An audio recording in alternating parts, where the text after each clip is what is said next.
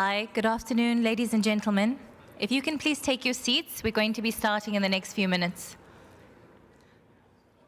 Please can all speakers in panel 1 and panel 2 be seated in the first row. Thank you.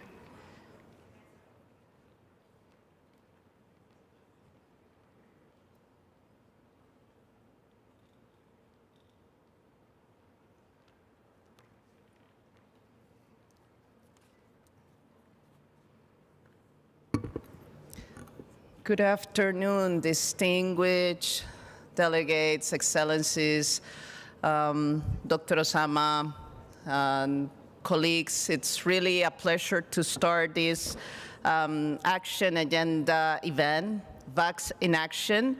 And we have been hearing during this day a lot of good messages coming from the different stakeholders on the importance of the food systems. And this event is also part of this journey.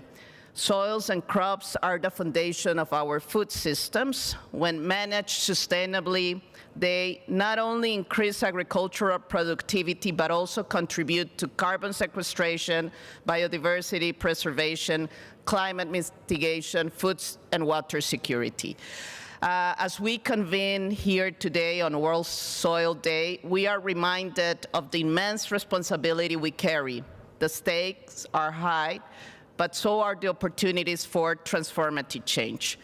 This COP16 is shaped by thematic days, each offering a platform to drive forward collective commitments on key areas. And we are celebrating this Riyadh Action Agenda and how agri-food systems and the transformation that they are bringing are a building block of this Riyadh Action Agenda. But today, VACS in Action, that was launched in 2023 by the United States Department of State in partnership with the African Union and FAO, the Vision for Adapted Crops and Soils Initiatives. It's part of this action agenda because it aims to build sustainable and resilient agri-food systems by leveraging opportunity crops and building healthy soils to enhance agricultural resilience to climate change and improve diets. So as we embarked in this discussion today, let me give the floor to the representative of the president of this COP16, and really would like to thank the leadership of the Kingdom of Saudi Arabia for making this possible, for really understanding the importance of having this collective action, engaging the different stakeholders, the small farmer holders, the companies, the private sector, the financial institutions. So please, it's my honor to invite His Excellency Dr. Osama Fakiwa to the stage for the opening remarks.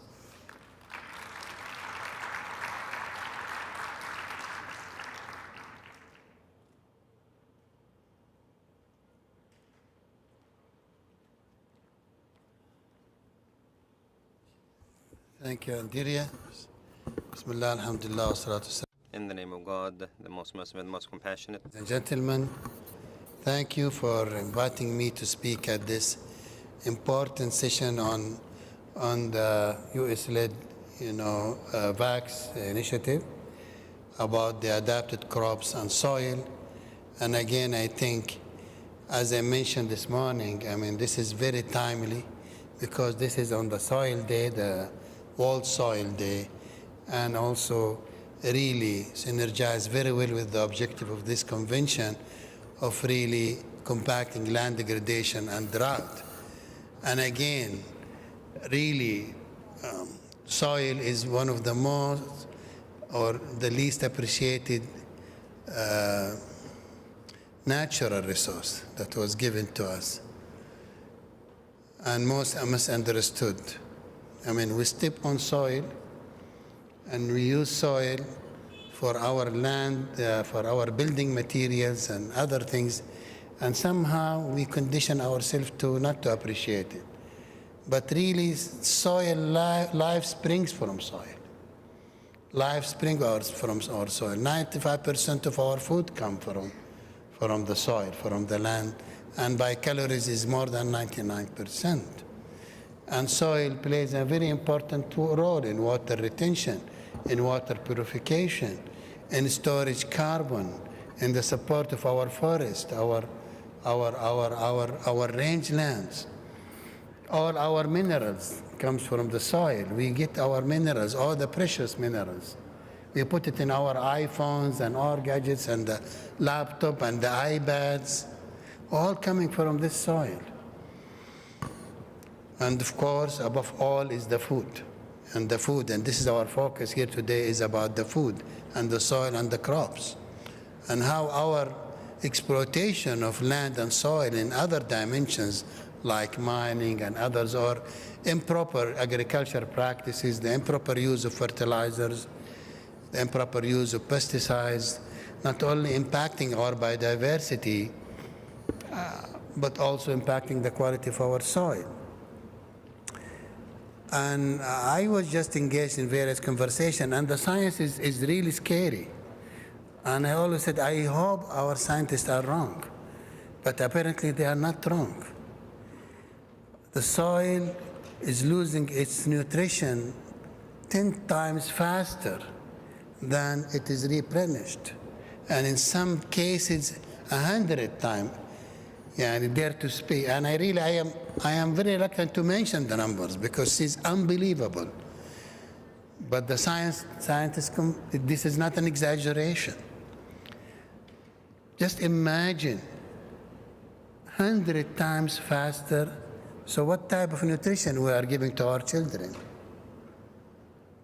And this is the condition of soil, and you can name the challenges that our soil are suffering from. And the impact on biodiversity has been talked eloquently with many speakers.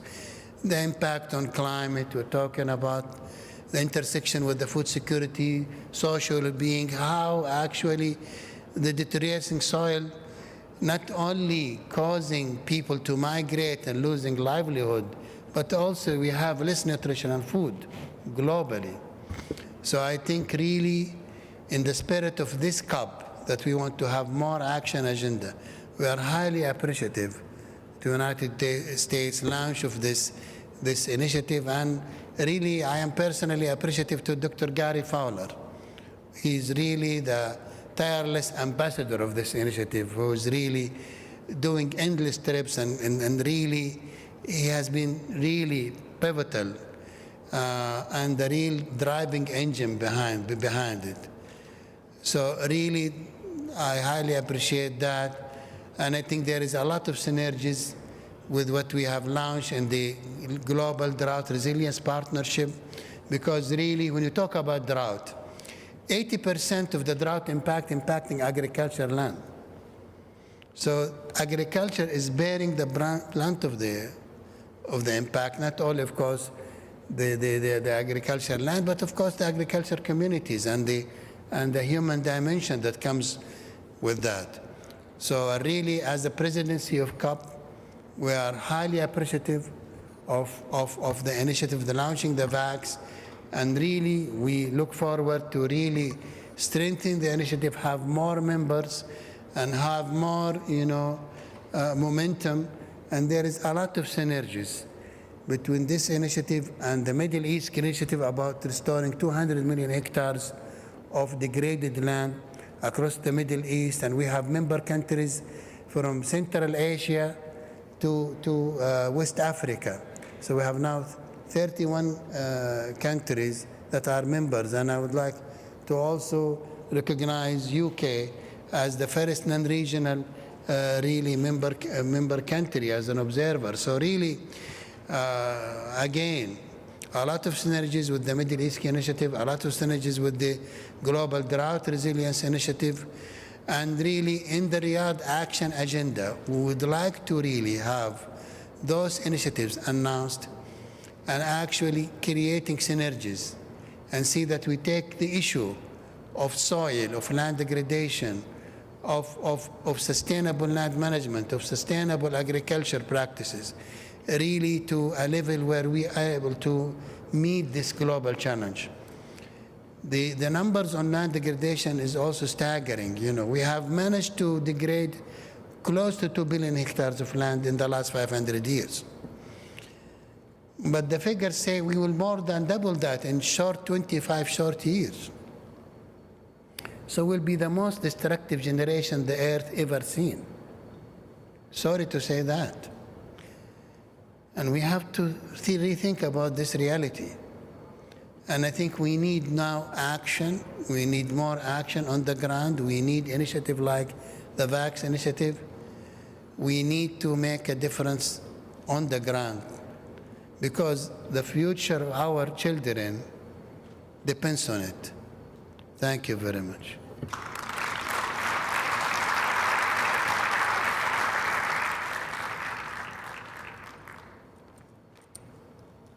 Thank you, Dr. Osama, for your leadership, for making this happen. And now, please, it's my honor to invite Dr. Carrie Fowler to the stage for the welcoming remarks. And as we heard, really the heart, the brain of this initiative. Dr. Fowler, please.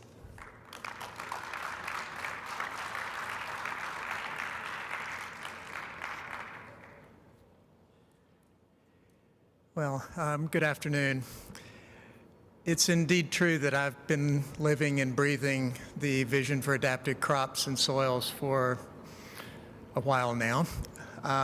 And even though that's true, it's kind of hard for me to know what to say at this moment. VACS, or the Vision for Adapted Crops and Soils, was just launched 1 year and 10 months ago. 1 year and 10 months. No particular program, no funding. We launched from a standing start. And in 1 year and 10 months, we've pulled together some of the premier agricultural organizations in the world. IFAD, the International Fund for Agricultural Development, the Food and Agriculture Organization of the UN, the CGIAR, the Crop Trust. We launched with the African Union. And then countries started to come in.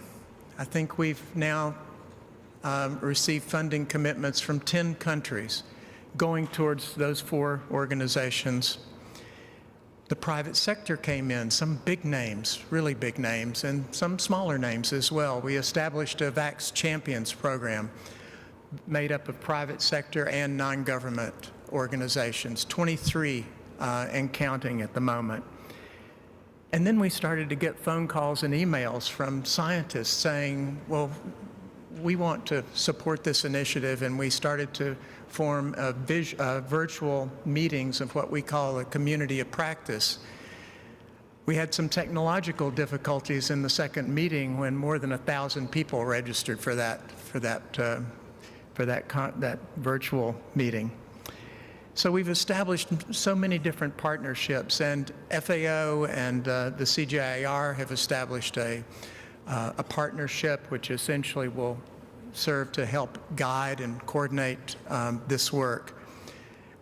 One of the things that I feel best about is that all of these big organizations have come together, and I must say I have a history with several of them. I used to work for FAO, I used to work for the CGIAR, I used to be the executive director of the Crop Trust. The only one I haven't worked with, Alpha, is IFAD. There's still time, I'm not sure about that. But I don't know of any initiative that is truly concrete like this that has brought all of those together. And that makes me very, very happy. So why have they come together? What's going on here?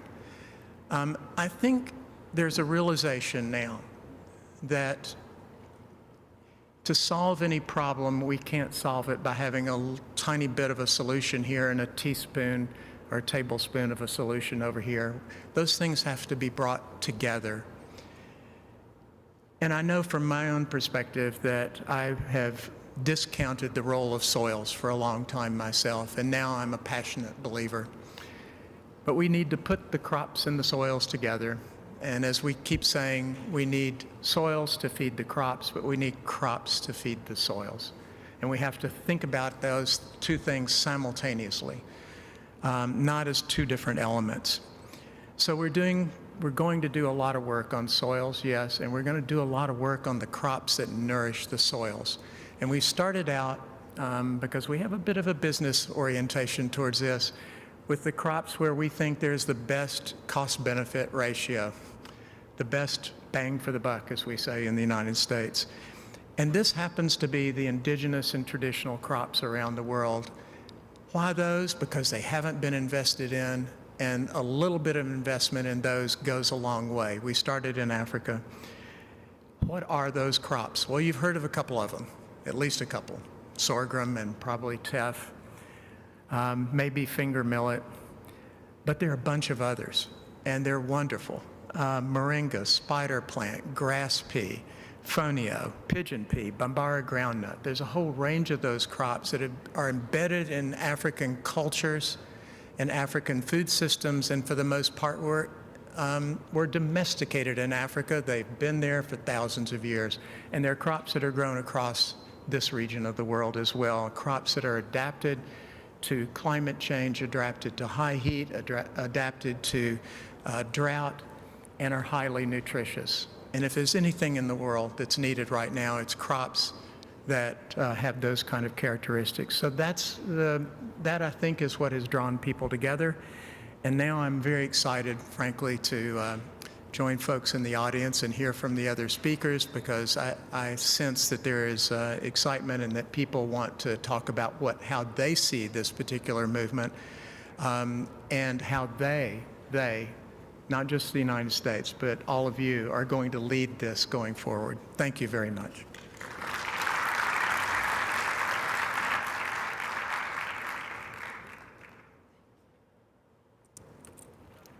Wow, we need these passionate believers to create this movement. This is what we need, this leadership.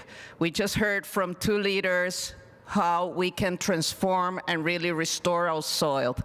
But this movement, it's about the collaboration of the different entities. So we will have now two different segments in this event, and we will start with the panel, with our first panel. So I will invite my distinguished panelists. I will start with Dr. Álvaro Larío, President of the International Fund for Agriculture, to please join me here in the panel. We will be seated here to start this conversation.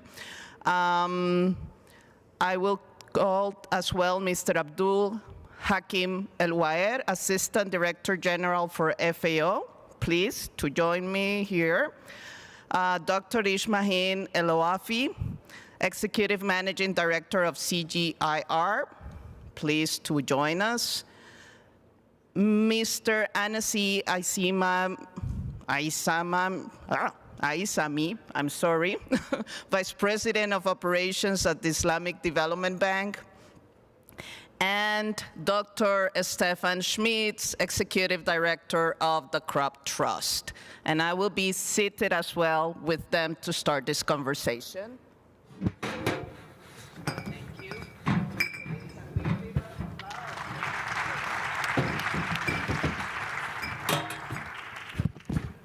Thank you for being here. And I will just ask you all, really, let's try to make this a more interactive conversation. 5 minutes, no speeches, real things coming from your brains, from your hearts. So I will start with Dr. Álvaro Larío. Álvaro, can you elaborate on how IFAD is working with VACS in regions most vulnerable to climate change impacts to address the immediate needs of small-scale producers in rural areas? And what long-term strategies are considered for sustainable food security amidst changing climatic conditions? Thank you very much for the introduction. So actually, it's a pleasure to be today, bringing the whole day, I would say the Food Day, the World Soil Day, and coming together into how many of these organizations we can work towards the vision for adapted crops and soil. So let me thank also Dr. Fowler for bringing us together. Also, clearly this has been also the year where he has been the recipient of the World Food Prize for a reason, so congratulations in public.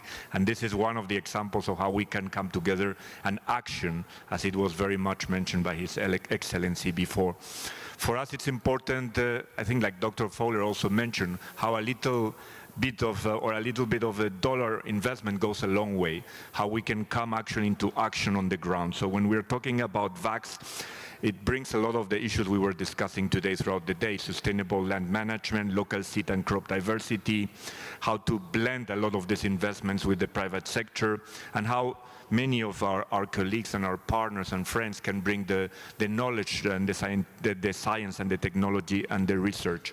Where we're talking about farmer feed schools that empower women, how to build the links to the markets. And let me be more concrete, as you mentioned. For example, in Malawi, one of the programs, and we're very happy that a lot of the science, the knowledge is also being able to be applied and integrated into a different combination of what relates to water, to energy, to crops, to soils, into the programs at themselves and markets. So in this case, for example, in Malawi, we're working and integrating with the National Soil Health Action Plan and supporting practices such as biofertilizer application, composting, agroforestry, which are actually enhancing the soil fertility and the water retention.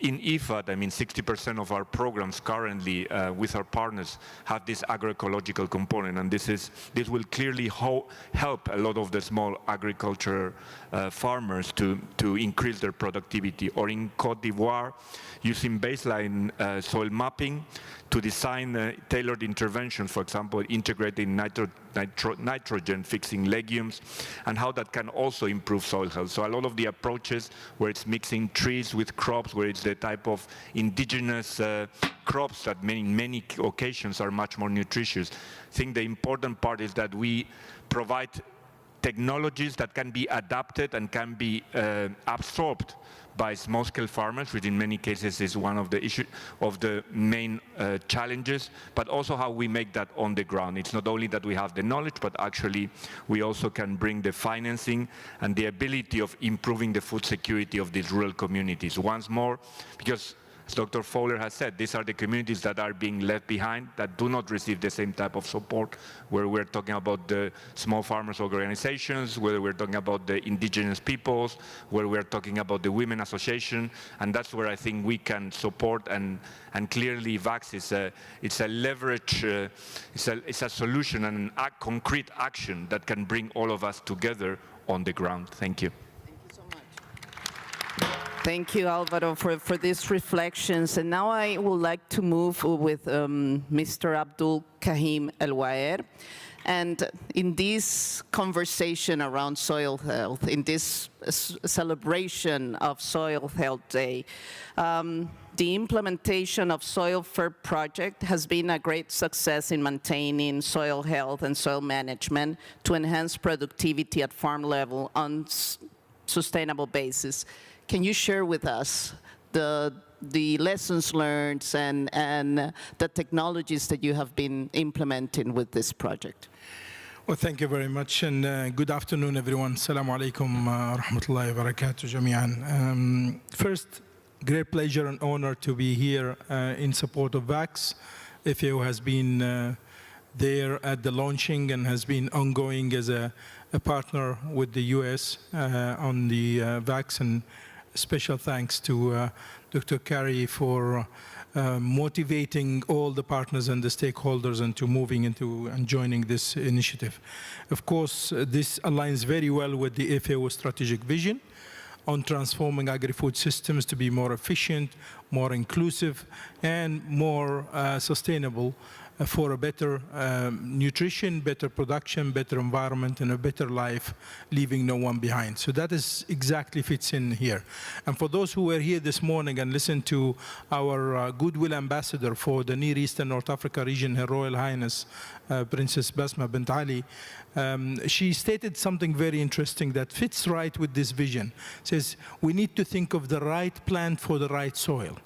And it is something that listening to Dr. Osama today, we really need to rethink the way we produce our food, given the challenges our soil is facing today. I think it's very important to highlight the key partnerships that we have that drives this initiative. Initiatives are very important to bring all what we hear on the 3 conventions and the 3 COPs and the directions, because that's where the action is taking place. United States being on the lead. We also have recently Japan partnering with FAO. And on the implementation and execution plan, we have our recent dedicated agreement with CGIAR on the implementation side, and that would focus on of course supporting the VACS specifically, besides all the other work that we do. Within FAO, the first thing that we do is that we pool in the resources and the knowledge that FAO has globally, mainly from the different aspects, including policy on agriculture, including the seed systems, as well as the agri-food policy and the market development and consumer demand. So we have all these huge databases that we're putting it together to support the VACS vision. A key entry point in the last 2 years or so since the VACS started has been the soil mapping for resilience agri-food systems, and this is what we refer to as the soil fair. And it is one of the initiatives that's dedicated for soil mapping to serve the VACS. I was just thinking with my colleague, maybe it's something that we need to complement it with something like crop mapping as well, so that we can match the data and provide better advice to countries which crop would grow better in which region. So I'll stop here. Thank you. Brilliant. Thank you. Thank you so much, Dr. Abdul Hakim. And now I would like to give the floor to Dr. Ismahin El-Ouafi, CGIAR Executive Director, to hear as well from a research center, right, and all the technologies that we need to put in place as well. What is the importance of plant breeding and crop improvement for enhanced ecosystem productivity across gradients of land degradation and land restoration, and the implication of sustainable land and soil management and resilience? Thank you very much, Andrea. And let me start by saying that I have been telling to Dr. Fowler that he created my dream program, and my dream movement, because as a scientist and as a geneticist, I am a plant breeder by background. I always thought that we are very minimalistic in our way of approaching food security and nature at large. So in the event just before, we talked about that out of the 500,000 plant species, we have only 125 in the market right now. So we have 125, whereas there is 500,000 species out there in plant. You look at the animals, we have the same problem, minimalistic. Bacteria is the same. We are using mostly 2 bacteria in all our processes.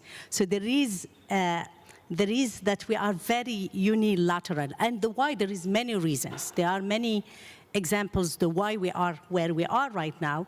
It's decisions that were made, some of them 300 years ago, 500 years ago. And that's where, for me, VACS is an opportunity to open up. It's an opportunity to diversify our cropping systems, to diversify and have the right crop in the right ecosystem. It's the soil and everything around it. And that's where I'm very excited about it. And you can do that only with genetic and breeding. So it's not, you can't just bring a species and put it there. You need to breed it. And that's where really the CGIAR comes as a very important partner in VACS. And we're very glad that with CIMMYT and the CGIAR, we are hosting the Secretariat. And the why it's possible today, maybe if we did it 40 years ago, we won't be as successful. 40 years ago, if you talk to any private sector, they will tell you to have a variety, it costs them about $100 million, and it takes 15 years.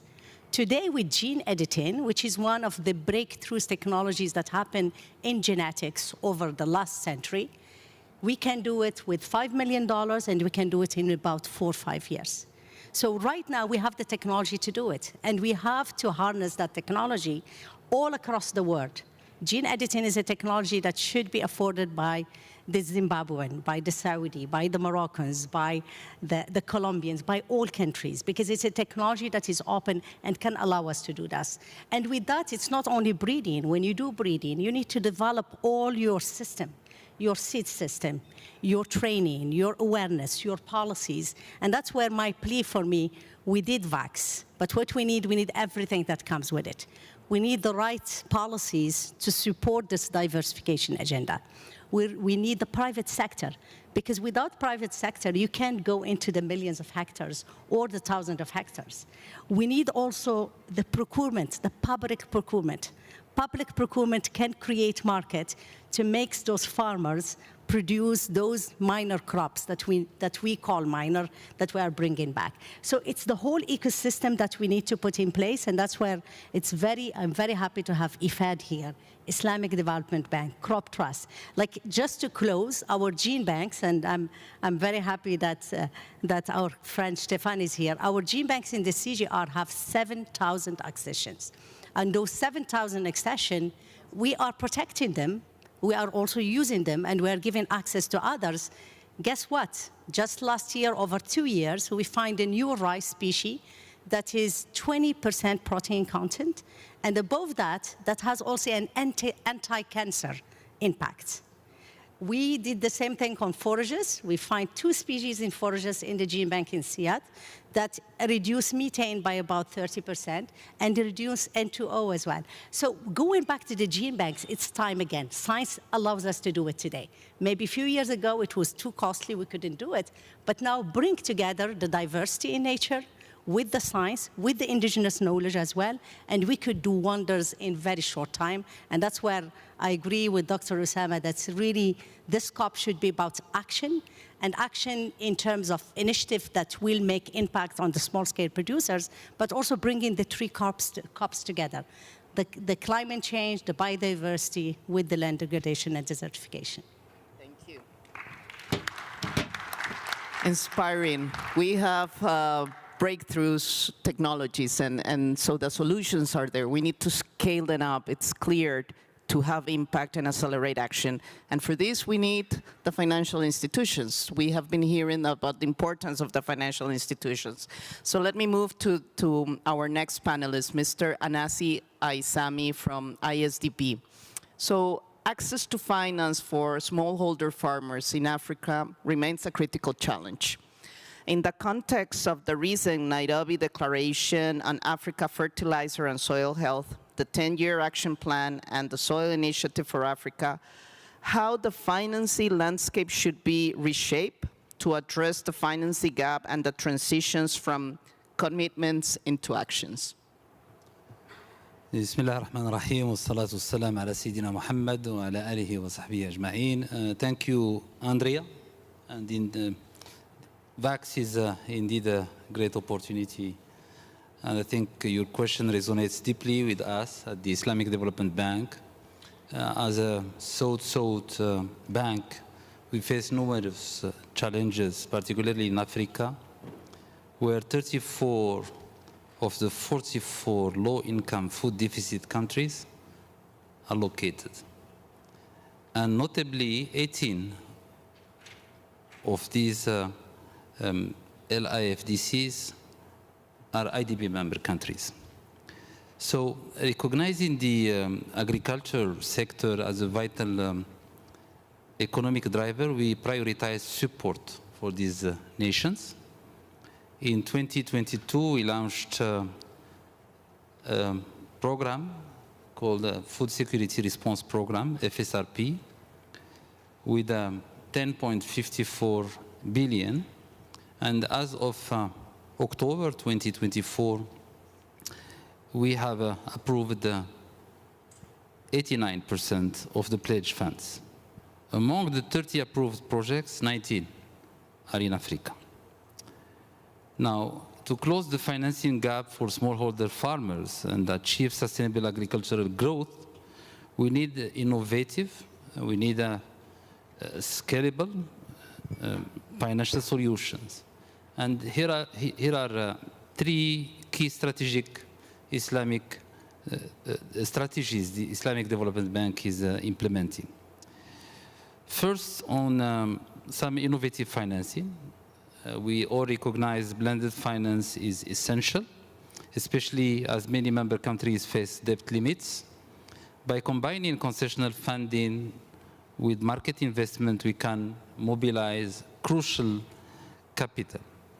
The Live and Livelihood Fund, the LLF, launched with the partners, launched by Islamic Development Bank and other partners, exemplifies this approach, collaborating with our partners to blend grants with market-based financing to offer concessional financing to agriculture projects in Africa. Under LLF Phase 1, we are implementing 1 billion across 14 African countries. And with the recent LLF Phase 2 launched in 2023, we aim at expanding our reach to more smallholder farmers and addressing food security challenges. Second is regional programs. Successful food security initiative must be regionally focused. Islamic Development Bank has developed several programs aimed at enhancing agricultural productivity, such as the Regional Rice Value Chain Program, the Smallholder Agricultural Productivity Enhancement Program, we call it the SAPEP. Also, the Regional Soil Fertility Mapping Program, as well as the Cassava Value Chain Program. But a notable success really is the SAPEP, which targets smallholder farmers in Mali, Burkina Faso, and Cameroon, addressing low productivity and soil degradation through integrated value chain interventions. Third, the collaborative partnerships. The Islamic Development Bank promotes partnerships through an institutional mechanism called reverse linkage, which enables knowledge and resource sharing. For instance, we are facilitating collaboration between Agricultural Institute in Chad and Tunisia to develop climate-smart crops. Additionally, our Technology Development Cooperation Program, the TDCP, identifies innovative technologies such as water management solutions that are currently being piloted in 10 countries, including Nigeria, Morocco, and Egypt. In conclusion, transformative change in Africa agricultural sector hinges on collaborative partnerships and innovative financing. Islamic Development Bank is committed to reshaping this landscape through blended finance, regional programs, and technology transfer. However, success requires collective actions from governments, international organizations, and the private sector to pool resources and expertise, as Dr. Fowler emphasized, to avoid scattered interventions. Thank you very much. Thank you. Please. And our last panelist from this session, Dr. Stefan Schmitz from Crop Trust. How is the Crop Trust currently supporting VACS in safeguarding and using crop diversity and promoting resilient agricultural systems? And how does it plan to continue this support in the face of increasing land degradation and climate change?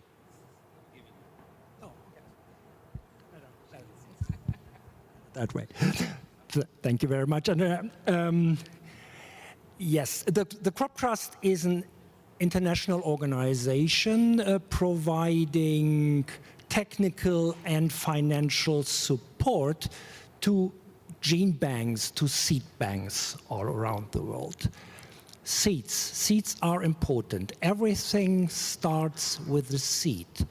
When we usually try to describe the complexity in agriculture, we tend to say from farm to fork. No, I would better say from seed to fork. Everything starts with the seed. And farmers all over the world need better seeds. Seeds that are improved, that are better adapted to climate change, that are able to nourish the soils, that are producing higher yields, that are less demanding when it comes to fertilizer, water, more stress tolerant, more tolerant to new pests and diseases, all of that. Yeah? So we need diversity of seeds. And I am so glad that this initiative, the VACS initiatives, puts diversity center stage. Diversity as a broad concept. Diversity matters. You already, Ismahan, you just mentioned, you just mentioned we only use 120 crops. Three of them make more than 50% of the arable land and more than 2/3 of the calorie supply of the world. That's wheat, maize, and rice. All good crops. However, you all know this old economics wisdom, don't put all your eggs in one basket. Come on, but when it comes to global food supply and food systems, we exactly do this. We put all our eggs in one basket. This is risky, this is a loss of opportunities, and this is poor economics. Let's use the diversity. There are so many opportunity crops. The diversity exists on species and variety levels across legumes, tubers, root crops, cereals, oilseed, and all of that. But it also exists on genetic level, and the genetics make it so exciting in most cases, as Ismail already mentioned. So the crop trust here is at the very far beginning of this value chain, yeah, and so glad that we are here, so such a group where I see exactly this very clear division of labor here, with a crop trust taking care of the seeds and the gene banks, the prerequisite for the agricultural research, mainly done by CGIAR and other international and national organizations, IFAD, bringing it to rural development, really bringing it to the farmer on the broad scale, and FAO, for example, FAO providing the political support, the dialogue with partners all around the world, and development banks like the Islamic Development Bank providing the finance, yeah, bringing private sector in. And I think that makes, that really makes the system, that really makes a difference. I'm looking forward to this, to work in this VACS initiative, really putting diversity center stage. Thank you very much. Thank you. Wonderful reflection. And we're hearing the beauty about these movements, colleagues. And we're moving to the second segment to continue building this diversity as a central building block in this transformation of our food systems. And don't go away, because we'll be hearing some very interesting announcements in the next segment. But before that, I would like to invite Dr. Fowler and Dr. Osama just for a picture with this panel, where we are transitioning to the other one, please. A big applause to our panelists, please.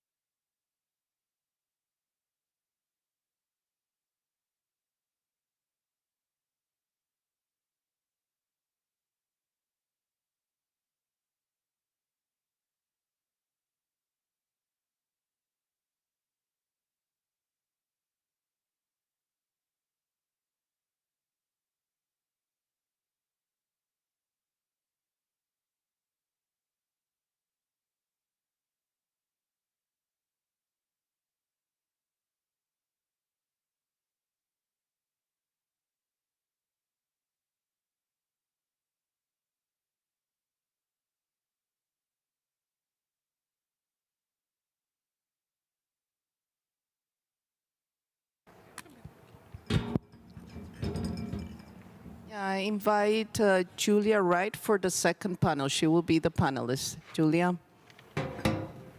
our moderator. Oh. Great. Just, I understand that we will be having Julia, right? Julian. Julian, Julian, I'm sorry. To confuse everyone. It's been happening all week. Thank you, Julian. Great. Good evening, everybody. Good afternoon. I have to admit, I was only half concentrating in that session. Carrie, I don't know where Carrie's gone. Carrie, after you mentioned TEF, my home is Ethiopia. So I started daydreaming a bit. I'm a bit hungry, so I started daydreaming of injera and a nice Doro Wat. So my apologies. Notwithstanding that, let me set out where the United Kingdom is. My new Foreign Secretary gave his first set speech at Kew Gardens. Some of you may know Kew Gardens, our National Botanic Gardens, on the theme of climate and nature. And he was very clear that he wants climate and nature to be at the heart of all the UK does overseas. In one of his second interventions, he traveled to Nigeria and South Africa just a few weeks ago and announced that he wants to have a new approach to Africa, for which we're running a 5-month consultation, and I'm very happy to hear your views on what we should be doing. But we understand the challenge. The UK understands the challenge. By 2050, we need to produce 50% more food globally. We need to do that on less land. We need to do that using a fraction of the carbon emissions that we currently do. And we need to do that without adapting to the impacts of climate change in many of those countries that are the most food insecure. So listening to the panel today, I'm delighted. I'm the head of climate and nature for the UK Foreign, Commonwealth and Development Office. For me, it's very clear Africa is at the heart of that mission. Both from a challenge perspective, it's going to be tough. But also what was very recognizable from that is the opportunity that is there. Using the crops that we have available to us, using the people that we have, using the diversity, which I think we really need to recognize, the diversity that we have at our hands. And it's delightful that, I won't comment, I mean, you know the speakers were great, but the things that come together through VACS, the technology, the finance, the diversity. I should say, by the way, where I live in Ethiopia, I live next door to the gene bank of Ethiopia, which is wonderful. I had a visit around there the other day, fantastic institution, so lovely to see a domestic gene bank working so well. But coming on to why I'm on the stage at the moment, the UK is very, very proud to be an early and continued supporter and champion of VACS. Last year we committed to an additional £45 million to CGIR, which takes our total contribution to 110 million over the next 3 years, 5 of which is very much dedicated to the VACS program. We're very excited by VACS. My job on this stage is to say, I'm really looking forward to others joining us, and I understand there's going to be some great announcements coming up in the next section. So please hold your seats, and thank you very much.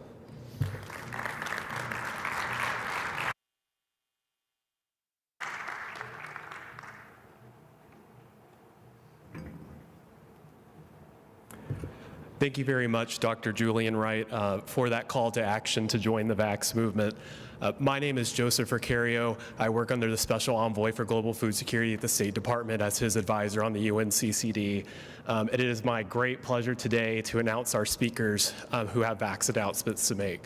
So the way this will work is I will call every speaker up one by one to the podium. Please take the podium and deliver your remarks and your announcement. So first, I'd like to introduce Ambassador Jean-Philippe Linteau, Ambassador of Canada to the Kingdom of Saudi Arabia. Thank you.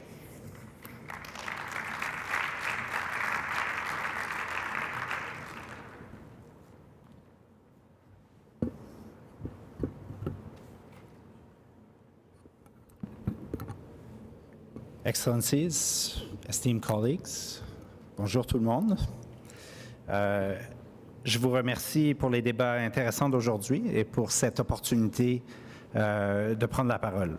Lors du sommet des dirigeants du G20 à Rio de Janeiro au Brésil en novembre, le premier ministre Justin Trudeau a annoncé des investissements clés pour renforcer les partenariats et promouvoir nos priorités communes en mettant l'accent sur l'amélioration de la sûreté et de la sécurité des communautés, la lutte contre le changement climatique et la protection de la santé des personnes et l'autonomisation des femmes et des filles.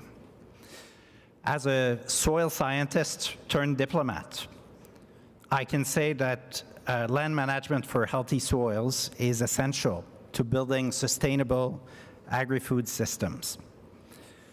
Agriculture is a contributor to land degradation and drought, but it's also an essential part of any sustainable solution.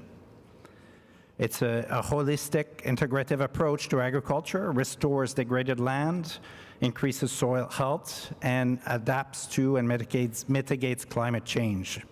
It can also conserve biodiversity while at the same time contributing to food security. Canada supports the elevation of agriculture and food systems now and in the future for the Convention to effectively accomplish its mandate. It's my great pleasure today to confirm a $9.5 million Canadian contribution from Canada to halt biodiversity loss through better management of agricultural landscapes. Thanks.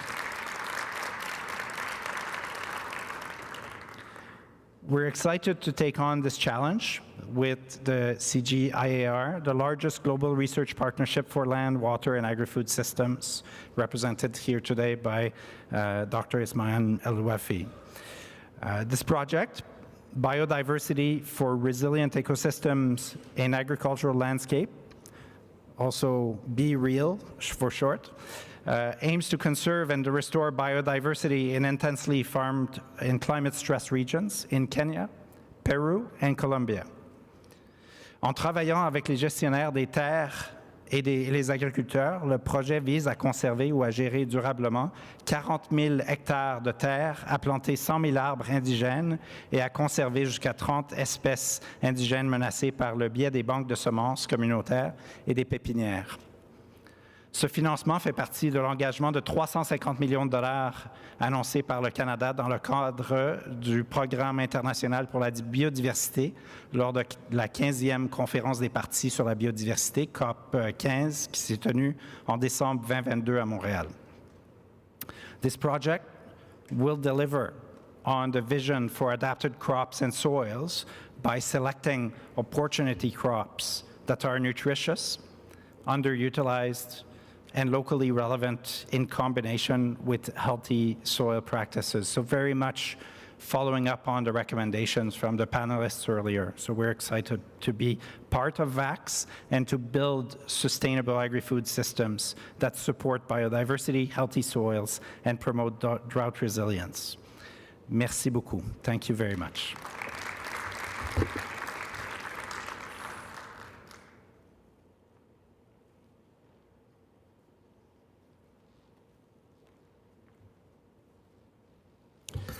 Thank you very much, Your Excellency, for that wonderful announcement. I'd next like to call to the stage Senior Policy Officer of the BMZ, Maria Wichmann from the Federal Republic of Germany, to come to the podium and make an announcement.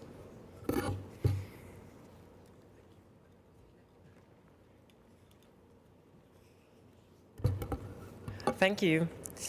Thank you. The German Ministry for Economic Cooperation and Development welcomes the VACS initiative, the Vision for Adapted Crops and Soil, and its strong focus on integrated approaches for food security and nutrition under climate change conditions.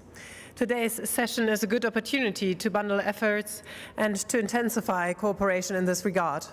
We are convinced that neglected and underutilized opportunity crops, which are grown in healthy soils, provide enormous potential for climate resilience, food security, and health nutrition. We have heard that maybe farm to fork, fork to farm is not the right one, but what about from seed to spoon? That's my suggestion for you today. We are convinced, in view of the German government, especially smallholders should be the ultimate beneficiaries of this initiative. We need to make sure that they have the freedom of choice, respecting existing informal seed systems, and the localization of our efforts, I believe, is key. Strengthening international, national and local seed banks to ensure the diversity of crops, and in particular the conservation and use of underutilized crops, is of great importance to us. This is why the German Ministry for Economic Cooperation and Development has committed a 10 million contribution to VACS through the Global Crop Diversity Trust. These 10 million euro directly support the project The Power of Diversity, leveraging African vegetables and other opportunity crops to transform food systems. Ireland, alongside Germany, is pleased to support the Crop Trust as a VACS implementing power, and I'm happy to welcome our European partners in this endeavor with their 2 million contribution to the Crop Trust Power of Diversity facility. Ladies and gentlemen, I'm especially pleased to be able to announce today that we are contributing a further 20 million to the Crop Trust Endowment Fund to support national gene banks in Africa on a long-term basis. These funds will help to perpetuate the outcomes of the Power of Diversity project, and it will strengthen indigenous, nutritious food crops for a long time.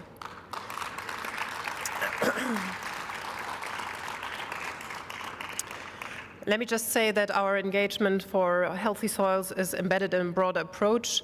Our commitment to restoring soils, sustainable agriculture, and land use management is not new. We have just done a calculation in the last 10 years. We have been investing over our development cooperation over 3.5 billion euros in 344 projects. I think we're on a good track to continue our engagement on this important matter, and I thank you for this opportunity, Dr. Fowler, to line up forces. Thank you so much.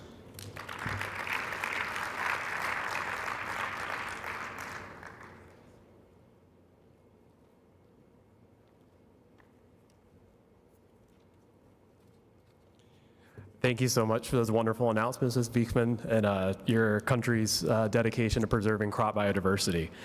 I'd next like to welcome His Excellency Ambassador Jerry Cunningham of the Republic of Ireland to the podium to make his remarks.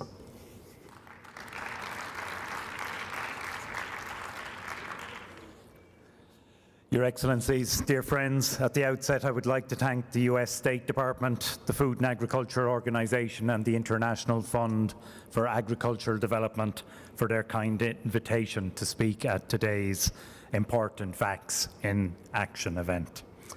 I join His Excellency and other colleagues in extending congratulations also to Dr. Carrie Fowler on the award of the 2024 World Food Prize in recognition of your extraordinary service to advance global crop biodiversity and conservation. Ireland, not least because of our own historical experience of famine and hunger, and fortunate also to work with a wide range of excellent development and humanitarian partners, many here in this room, we have long been a passionate advocate for global efforts to reduce hunger and malnutrition. And sadly, as others have mentioned today, the trends are stalling, if not going in the wrong direction. And according to the FAO State of Food Security and Nutrition report, we see that 2.3 billion people, almost 29% of the global population, are currently described as moderately or severely food insecure. And of this, 864 million, or almost 11%, are described as severely food insecure. So in response to these overwhelming needs, Ireland has renewed and expanded our global partnerships with many of the key partners here present, including FAO, IFAD, CGIAR, the Scaling Up Nutrition Movement, and the UN Food Systems Coordination Hub. Also, we are particularly pleased to collaborate with the US government, USAID-led Child Wasting Initiative, and on the Ireland USAID Climate Resilient Agriculture and Nutrition programs in Malawi and Zambia under the Aim for Sea and Southern Africa Accelerator initiatives. As a former ambassador for Ireland in Malawi, it's very clear that while major staple crops remain crucial for global food security, and as others have mentioned, there is a growing recognition of the importance of investing in neglected and underutilised opportunity crops. As you know, these crops hold untapped potential to revolutionise agriculture by diversifying production systems, by enhancing resilience against climate change, and improving agro-ecosystem health. So notably, opportunity crops also offer a high nutritional value, serving as excellent sources of micronutrients, protein, energy, and fibre. So today, I'm very pleased to join partners here to announce Ireland's support to the VACS initiative through our long-standing partner, the Crop Fund. And Ireland, and as we heard, in very close collaboration with our EU partners in Germany, will contribute $2 million to the Power of Diversity funding facility now established by the Crop Fund, which will target 7 countries, including Tanzania, Uganda, and Zambia. So in conclusion, we're very happy. In conclusion, we're very happy to join the many stakeholders gathered here today in wishing you every success in your important mission on diversifying crop production and nutrition, and equally in contributing to the advancement of our joint commitments to achieving the overall Sustainable Development Goals. Thank you.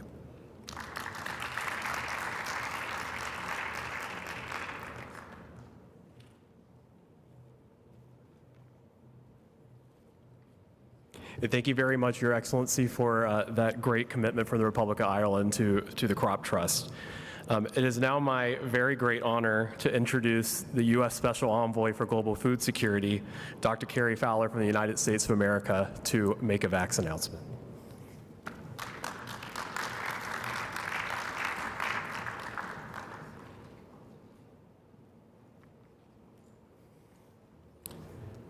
Well, if you throw a party, you have to put something on the table yourself. So here I am. We've certainly been working the last 2 years to align our own programs at the U.S. Agency for International Development, other parts of the U.S. government towards the VACS objectives. I don't want to talk about those programs. That's what all of us ought to be doing. So I want to talk about something new and additional. Last year, Secretary of State Antony Blinken announced our intention to provide $50 million to EFAD to advance the vision for adapted crops and soils. The first tranche of that funding went to promote breeding of improvement of opportunity crops for Malawi. The second tranche of that went to EFAD to promote soil health and fertility mapping work and crop suitability work in Cote d'Ivoire.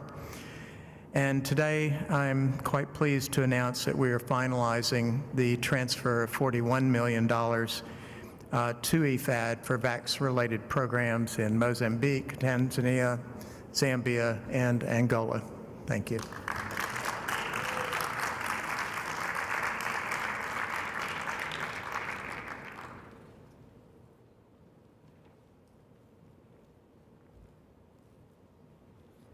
Thank you very much, Dr. Fowler.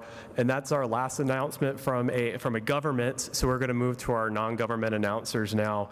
And we are going to start with His Excellency Ambassador Sheikh Mohammed Bilal, the Managing Director of the Common Fund for Commodities. Welcome to the stage.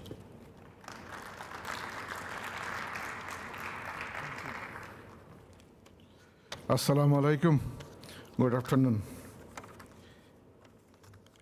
I'm really grateful to Dr. Gary Fowler and the U.S. State Department and to the IFAD, FAO, and everyone to make it possible for us to share the same stage that truly we don't think we belong.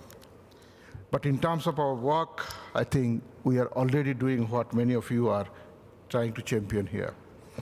We come from the Common Fund for Commodities. It's an organization based in the innovation-rich Netherlands. And whatever announcement that I am going to make, it's on behalf of the 101 member states that we have. And many of our member states already made announcement in their own individual capacity.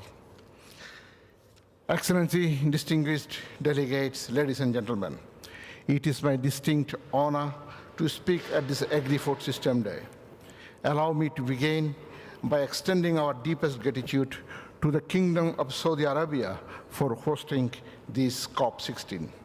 Also, a special thanks to the FAO IFAD and also to CIMIT for leading this initiative to bring together this distinguished group.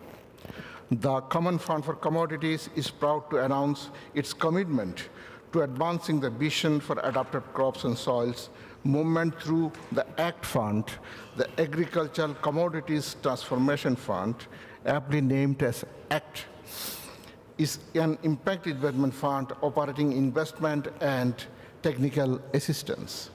We invest in agricultural SMEs across emerging economies in support of smallholders with agricultural practices that ensure healthy soil, climate-resilient crops, and nutritious food. With a target capitalization of $100 million, the ACT Fund will dedicate up to $5 million of the initial targeted fund size towards investment opportunities aligned with the VACS priorities. Thank you. Thank you. I know it's not so big, but it's billion for us. This announcement comes at a time of unprecedented urgency in agriculture as the global community faces escalating challenges of food insecurity, climate change, and soil degradation. Investments must be made with a focus on strengthening agricultural systems by promoting diverse, resilient, and climate-adapted crops grown in healthy soils.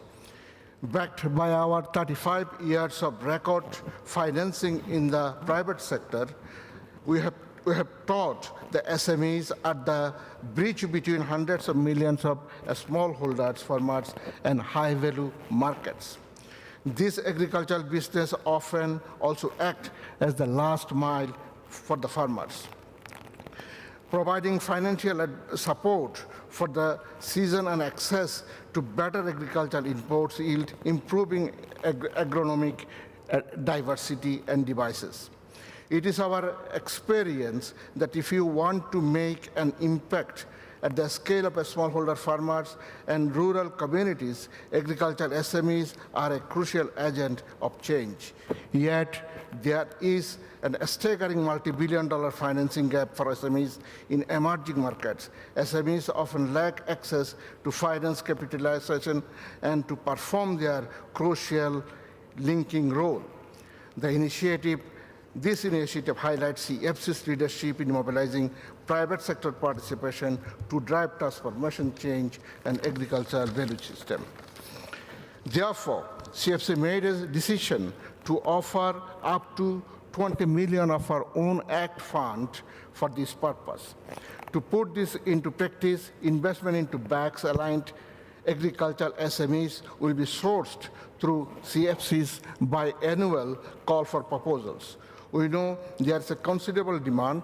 Last year alone, the Common Fund received more than 300 proposals for the agri-SMEs, totaling over $350 million of financing to impactful agricultural businesses.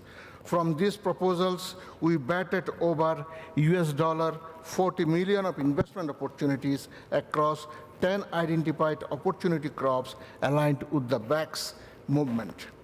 The ACT Fund highlights CFC's leadership in mobilizing private sector participation to drive transformative change in the agricultural value chain. But we cannot do that alone. CFC's commitment serves as an unequivocal call to action for others to join with the CFC and the ACT Fund, and we would like to encourage broader participation from the public and the private sector. I would conclude by saying we all live within our own belief system. The belief system that we come from, it says that everything begins from soil. That means we come from soil, we go back to soil. In between is the mission of our life.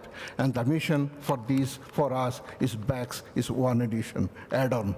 Thank you.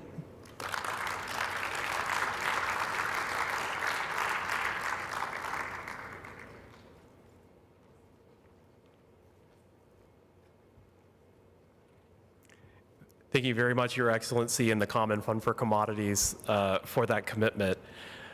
I'd like to welcome to the stage Dr. Stefan Smits, the Executive Director of the Global Crop Diversity Trust, for his remarks.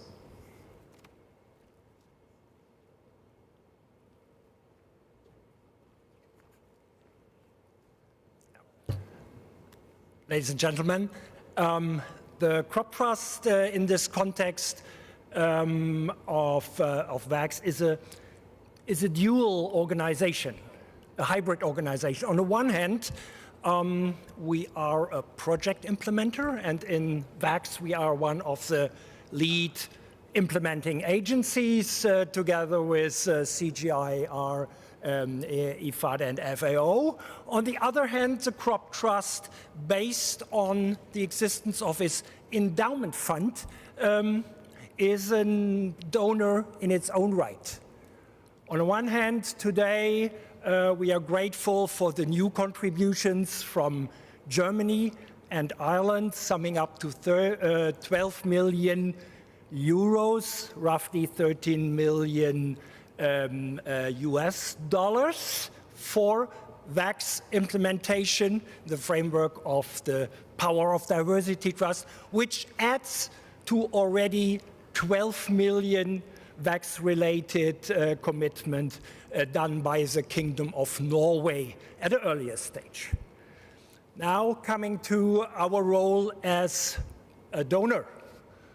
On an annual basis, we are currently able to provide annual funding, technical and financial support to gene banks, as I explained previously, roughly summing up to 8 million dollar per year, of which roughly 6 million are going to the essential operations of the CGIAR gene bank. It's my pleasure to announce today that in addition to this annual contribution, there will be a new long-term partnership agreement with the Africa Rice Institute, one of the CGIAR institutes, over 5 years, summing up to 2.5 million, so 500,000 US dollar per year, which is 100% dedicated to VACS-related crops, which Africa rice is. Thank you very much.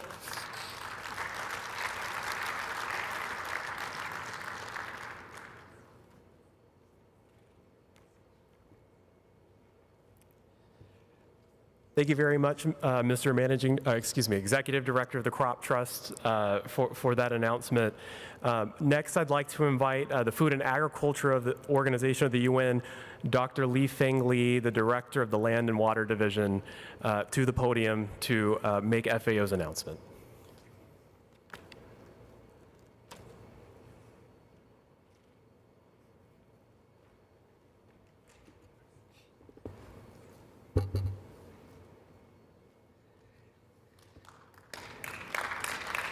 Thank you, ladies and gentlemen, excellencies, distinguished guests, friends of the soil. Happy World Soil Day, and today we celebrate, and also happy the UNCCD COP16 Agri-Food System Day. I hope you find the day is inspiring to all of us. It's a great honor for me to join you today at this event for the Vision for Adapted Crops and Soils. Your presence here really underscores your commitment and our joint commitment and determination that we want to address the soils and ensure the soil health for food security, but also for climate resilience and a sustainable future. In the moment you will see for the first time, the first ever, the SOIFA and VACS Global Crop Suitability Platform, which is a huge step forward that's put the VACS vision into actions, and also with the practical solutions that will empower the farmers and also the policymakers in the future. And this platform is one of the first deliverables of the SOIFA project. And that depict the suitability of select VACS crops. let's have a look of this the first ever global crop suitability platform. I believe I have a video. Yes, thank you.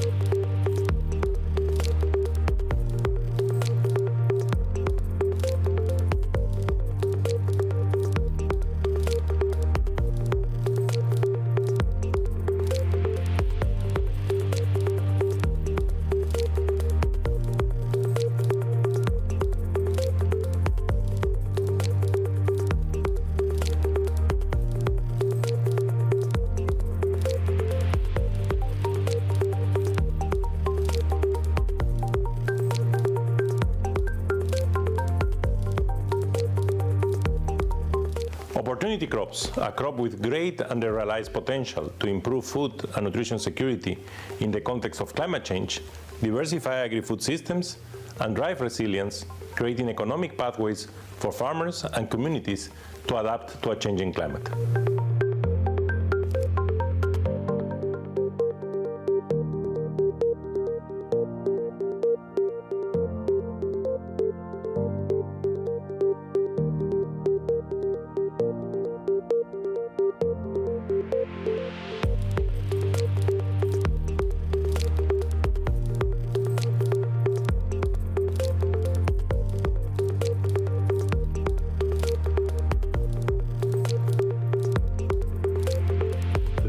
for Adapted Crops and Soils is a movement that seeks to transform agri-food systems by equipping nations with tools to produce diverse, climate-resilient crops in healthy soils. We are proud to partner with FAO to advance this mission, strengthening resilience, enhancing food security, and fostering sustainable agriculture for future generations. Japan strongly supports the vision for adapted crops and soils as a contributor to the Soil Initiative. This global collaboration will deliver innovative, data-driven solutions to advancing sustainable and resilient agriculture and addressing global food security challenges.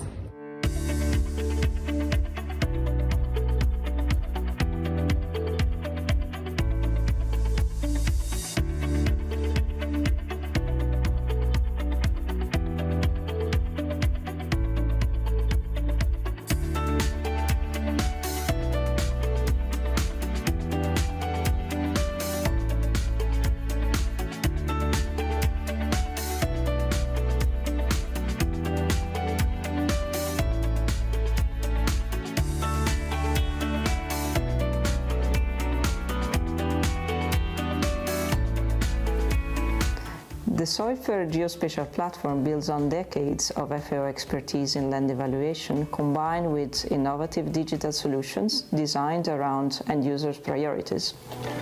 Soil4 is putting science-based and actionable solutions into the hands of the farmers and decision makers, redefining and demonstrating the critical roles of soils and crops in building a climate-resilient future.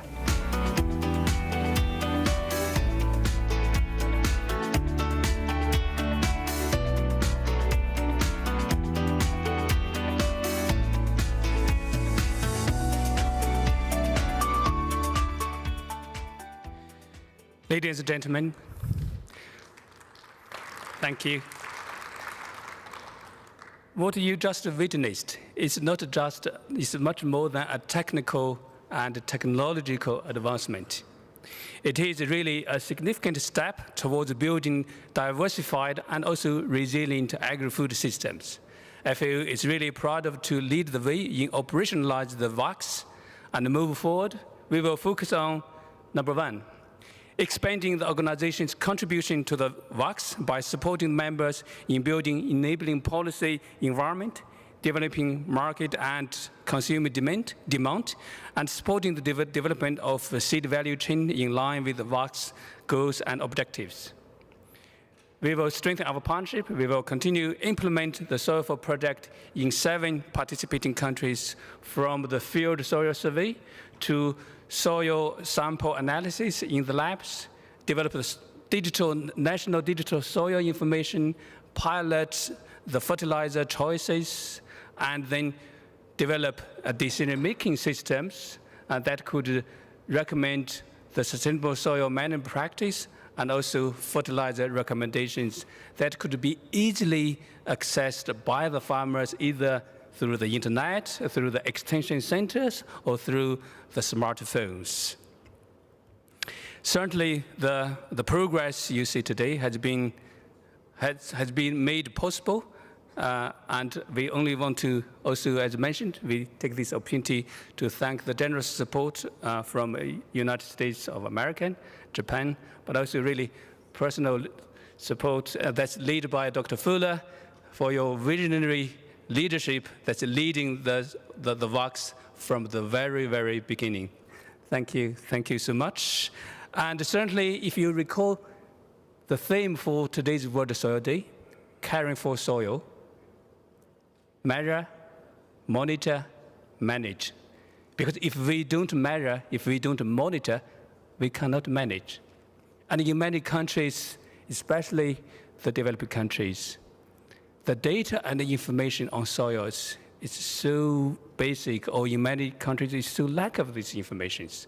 And you can imagine with so many different types of soils, in the absence of data and information, it's a great challenge in terms of sustainable soil management. So that's why we really want to invite all of you, the government, the donor communities, the private sector, the scientists, the NGOs, to join our journey through the soil, through the VACS, that we can really collect much better information, develop much better tools and the solutions that we can help the countries to maintain and improve the soil health for a sustainable future. Thank you very much.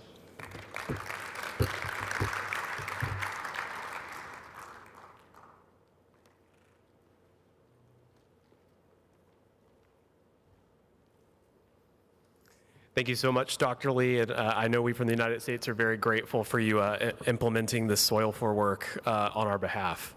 I'd like to next turn our attention again to the screen for a video announcement from Ms. Alsbeta Klein, the Chief Executive Officer of the International Fertilizer Association.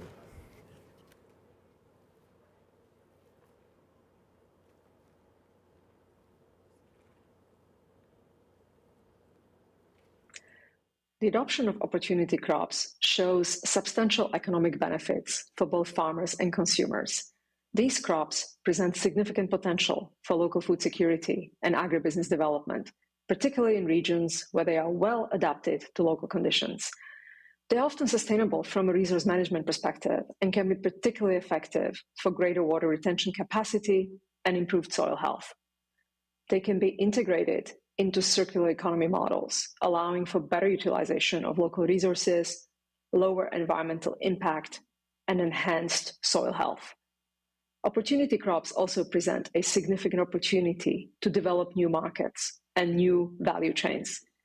Focusing on opportunity crops can support local economies, create new business opportunities for local manufacturing, and enhance food security. I am delighted to announce that the International Fertilizer Association will host fellows to serve on the scientific panel on responsible plant nutrition to provide scientific analysis. In particular, VACS fellows will work on the opportunity crops and their nutrient requirements, soil health, soil carbon, and nutrient use efficiency. We congratulate all stakeholders of the Vision for Adapted Crops and Soils initiative, and we look forward to contribute to this transformative movement.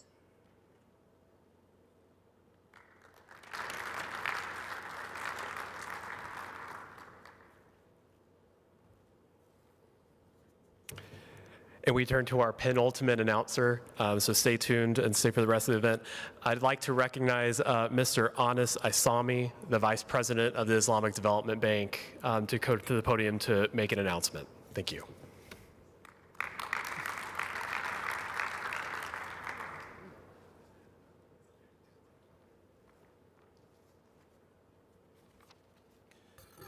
Yeah, thank you very much.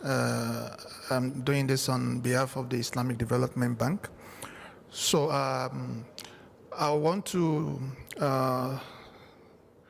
express our special thanks to the Kingdom of Saudi Arabia for hosting this COP16, and also excellencies and distinguished panelists and ladies and gentlemen. Also, I want to congratulate Dr. Fowler and the team for the excellent work done on the VACS initiative. So the VACS initiative has a lot of complementarities with the Islamic Development Bank agriculture strategy. In the Islamic Development Bank, we place high priority on agriculture, agricultural food system, sustainable agricultural food system, and we provide the needed support to our member countries in 4 continents. In the Islamic Development Bank, all our projects in the agriculture sector focus on sustainable natural resources management, and we pay proper attention to improved seed, adaptive crops, and also practices that improve soil health. Recently, the Islamic Development Bank launched innovative initiatives which are also in alignment with the VACS initiative. For instance, the Regional Soil Fertility Mapping Program, the Regional Rice Value Chain Program, and the Regional Cassava Value Chain Program. As I mentioned, these initiatives are focusing on soil health and crops, which makes them to be complementary with the VACS initiative. In 2023, the Islamic Development Bank management approved the framework for the Regional Cassava Value Chain Program. So in operationalizing the framework in 2024, earlier this year, the Islamic Development Bank approved 2 projects under the framework of the Regional Cassava Value Chain Program, which is for Côte d'Ivoire and for Benin. So under the Côte d'Ivoire project, the Islamic Development Bank is collaborating with the VACS.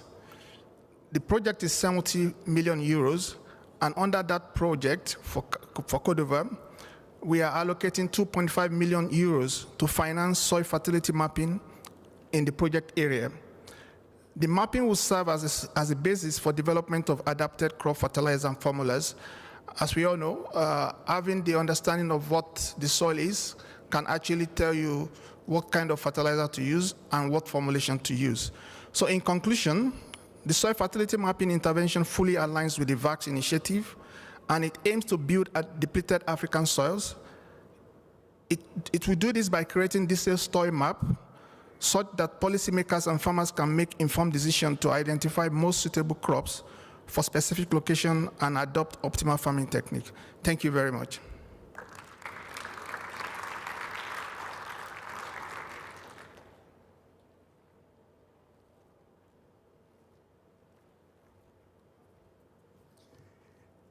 Thank you very much, Islamic Development Bank, for your partnership. I'd like to turn to our last announcer here, and I'd like to introduce Mr. Jafar Al-Mahdi, the Director of Public Sector Operations at the OPEC Fund for International Development.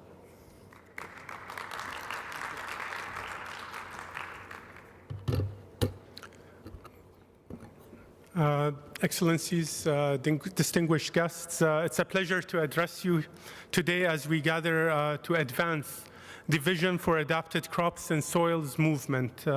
This initiative, of course, exemplifies what can be achieved when we unite behind a shared vision to confront the pressing challenges of land degradation, food insecurity, and climate change.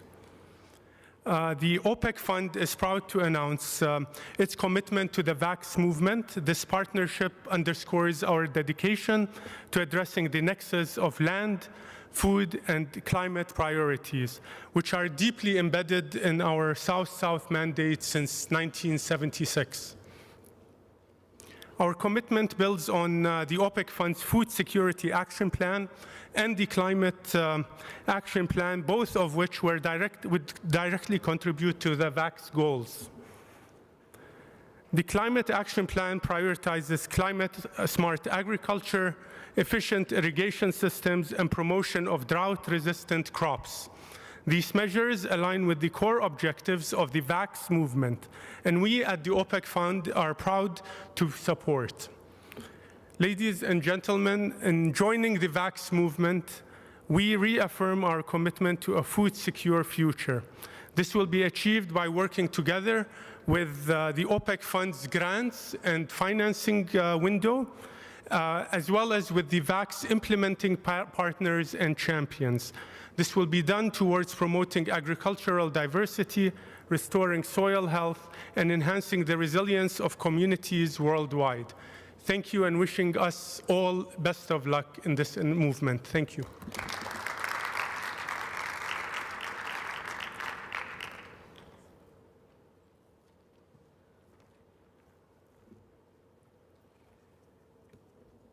Thank you very much, Mr. Almaty, for your announcement, and we look forward to working with the OPEC Fund moving forward. We have some concluding remarks before today's event is over. Before I introduce our concluding speaker, I'd just like to thank the Kingdom of Saudi Arabia for providing us this platform today to elevate the vision for adapted crops and soils and for its leadership in championing this set of issues. I'd like to thank the UNCCD Secretariat again for working with the Kingdom of Saudi Arabia to give us this platform. I'd also like to thank a couple of my colleagues, Bridget Moore and Sankari Reddy, for helping me organize this event. And finally, while you're listening to our concluding speaker, I would like to recognize World Soil Day and wish you a good rest of your World Soils Day. So it is my great pleasure to introduce our speaker to deliver concluding remarks. I'd like to introduce Dr. Michael Kramer, Nobel laureate, chair of the Innovation Commission, and university professor at the University of Chicago. Thank you. Professor Kramer.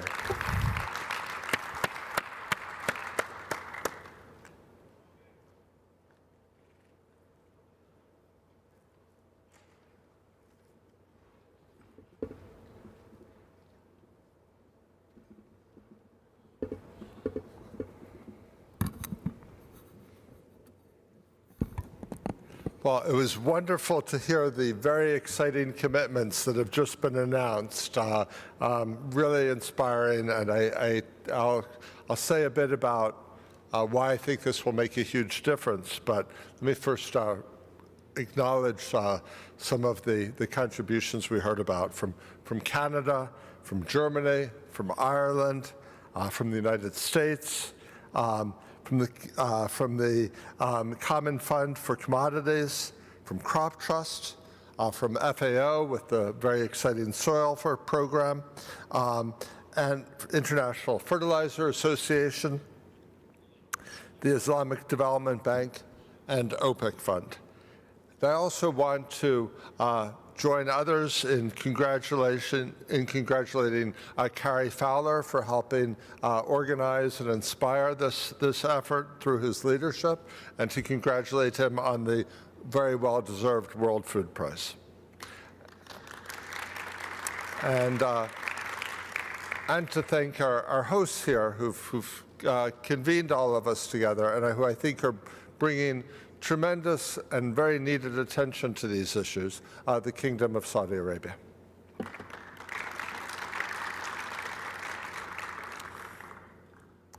So I'm an economist, so let me try to, we've heard, I think very eloquently in the first panel, a number of reasons why this is very important.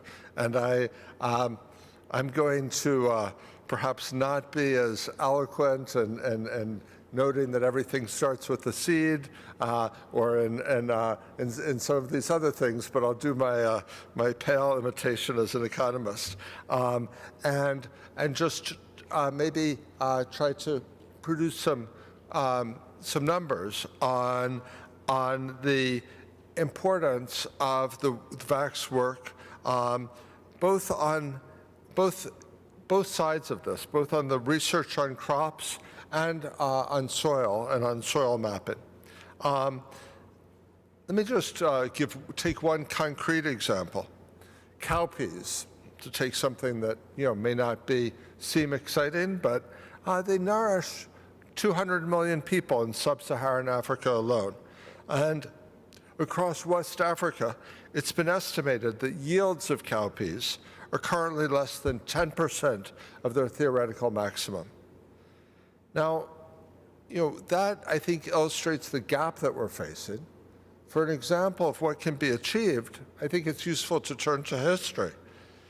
we've heard some quite alarming statistics about the needs that we face in terms of increased needs for production against many headwinds.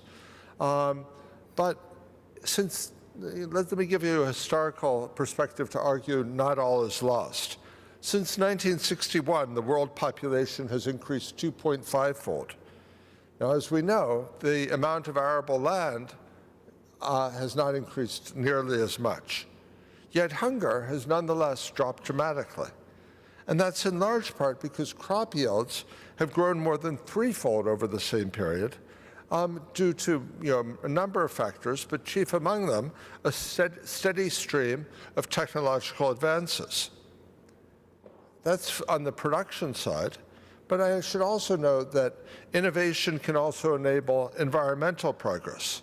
And to take an example from another area, the price of solar energy fell by around 90% between 2009 and 2019, and the price of lithium-ion battery storage has fallen by 97% since 1990. Well, I think, as we heard, there are similar exciting technologies coming online that can lead to great improvements in great advances in biology and weather forecasting and other areas that can potentially increase productivity in agriculture and can help address some of our challenges of feeding the world while also looking out for environmental sustainability. Now, in some areas, I think I've tried to make the case, and others have more eloquently, about the social benefits of research on some of these crops. There are some areas where there are great social benefits from research, and commercial incentives are aligned with that. And we see tremendous outpouring of research through the private sector that really drives progress forward. So, if we think about, say, the development of smartphones or certain consumer applications for high-income countries, there's lots of research developed.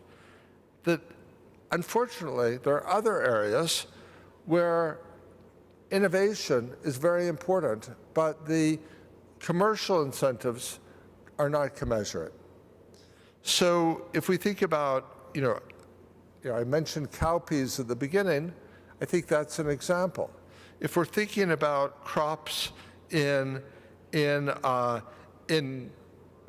American context, a place where I'm from, well, seed companies will breed new varieties there because farmers are buying varieties. They'll buy hybrid varieties. They'll pay for that, and they're large farmers who are in these commercial markets. If you're thinking about some sub-Saharan African context where farmers are mostly using open pollinated varieties, where these markets aren't as well developed, the social need for improving cowpea production from 10% of its potential, maybe to 70, 80%, 90% of its potential, that social need is huge. But the commercial incentives are not going to be as strong. And, ironically, that leaves an arbitrage opportunity for what the many wonderful contributions we heard today are doing to help support that research. And let me just give an example. Let me give one historical example, which is the Green Revolution, which is obviously there's some mixed views on that, but let's note that increased agricultural yields by some estimates by 44%. And you can calculate that even if all other development cooperation funding generated no other impact, the Green Revolution alone would have covered the cost of all that funding. Or another study, to be more specific here and maybe more recent, it estimates that the return to investment in agricultural research through the CGIAR system has an estimated benefit cost ratio of 10-to-1. So I think the commitments that were announced today are going to have a huge impact. Now let me note, one element that I think is a potential area for the future. So if you, and it was echoed today in the remarks by, or it was, you know, I'm echoing the remarks of Isman Aloafe from CGIAR, who noted that it's important to have demand for these crops as well. So if you think about successful research systems, they often combine upfront funding for research, what's sometimes called push funding, to fund the basic research, together with the pull of a market. And those two things, when they work together, you know, there's room to debate and tweak these programs, but we just see, for example, a lot of new pharmaceuticals due to the combination of public financing for the basic R&D and then a lot of commercialization and effort and work by pharmaceutical companies. There are some areas of agriculture where we see the same. But unfortunately, there are other areas where that pull element is weak. So one very important step is to increase the push funding for research, and we've seen a lot of commitments to that today. But it's also important to have a pull of a commercial market, and that's important both to bring in the private sector and to harness the energy and creativity of the private sector, but also another value of linking things to markets is that, you know, there are, I think, I've argued the return to investing in research is very high, but at the same time, sometimes things come out of the research lab and they're not actually used by farmers. Well, the private sector, if they're being rewarded by a market, they have very strong incentives to tailor the seed varieties they develop so that farmers will buy them and use them, because they don't get paid otherwise. So if there's a way to replicate that as one part of the system, not as the full system, I think that would be very valuable. Let me mention an approach that I think worked in health and perhaps could be tried in agriculture. So, you know, it's an analogous problem in health of certain diseases that don't attract that much commercial attention to develop vaccines or drugs. A number of countries and the Gates Foundation came together to create something called an advanced market commitment for a vaccine against the strains of pneumococcus that were common in low and middle income countries. They pledged $1.5 billion that would be used so that if a vaccine meeting certain conditions were developed, they would help finance the purchase of it. And that led, or subsequent to that, I should say, 3 vaccines were developed, and now hundreds of millions of doses have been given, saving an estimated 700,000 lives.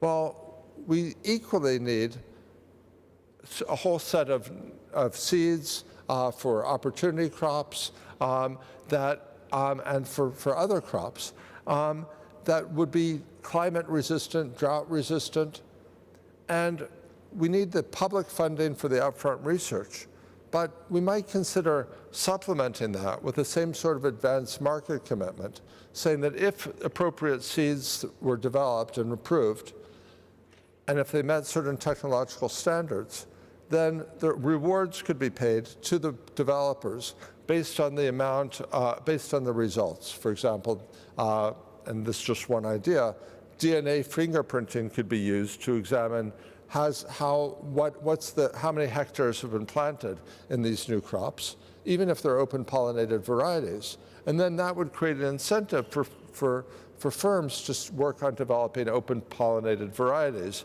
whereas right now they might just focus on hybrid crops. So I think that as we think towards the future, an important element might be thinking about how do we create demand. You know, that could be through public procurement systems. It could be through special programs like advanced market commitments. And this is an area that University of Chicago and Center for Global Development are working on together, and happy to follow up about that if people are interested. But let me return to the main theme, which is these are immensely important. We've just seen a wonderful outpouring of contributions, and the historical evidence suggests that the rate of return on these can be phenomenal, and that they're going to contribute to a world in which we have, instead of the nightmare scenarios of terrible food insecurity ahead of us, we have a world in which people have food security and environmental sustainability. So congratulations to all of those who made pledges, and congratulations to everyone who's part of this larger movement. Thank you.